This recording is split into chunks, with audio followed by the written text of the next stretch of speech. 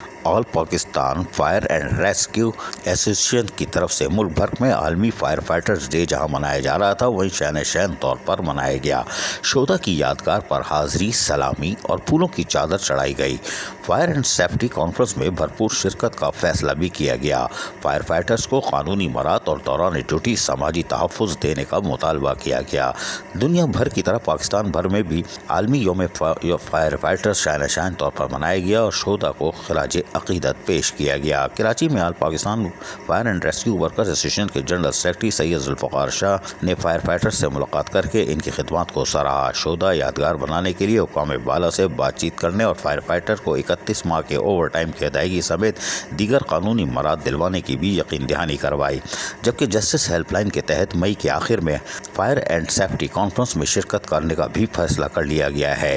रावलपिंडी में शोधा घग्गड़ प्लाजा की यादगार पर all Pakistan fire and rescue workers association के चेयरमैन गुलाम मोहम्मद नाज सदारती तमगा इम्तियाज़ ने ज़िले emergency officer Rawalpindi engineer Mohammad Kamran के हमरा हाजिरी दी। रेस्क्यू 112 के दस्ते ने इन्हें सलामी पेश की, फूलों की चादर चढ़ाई गई और गुलाम मोहम्मद नाज ने शोधा की कुर्बानियों पर रोशनी डाली और फायर फाइटर्स की कारकर्दगी को शानदार अल्फाज में सराहा। पेशावर, कोयटा, डेरा गाजी खान, सक्खर में भी फायर फाइटर्स की तकरीबात का एहतमाम किया गया।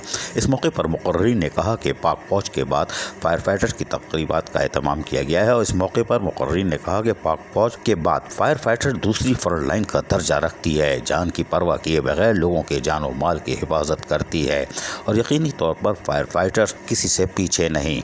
ताहम all Pakistan fire and rescue worker association की तरफ पाकिस्तान में फायरमैनों को जहां ज़बरदस्त खिराज तहसीन पेश किया गया, वहीं शोधा फायर फाइटर्स को ज़बरदस्त खिराज अक़ीदत पेश किया गया। अज़ीज़ आरिफ, KBS बल्दियाती न्यूज़।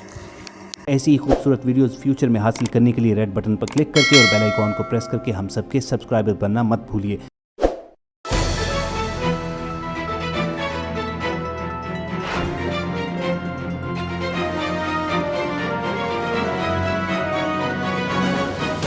KBS बल्दियाती न्यूज़।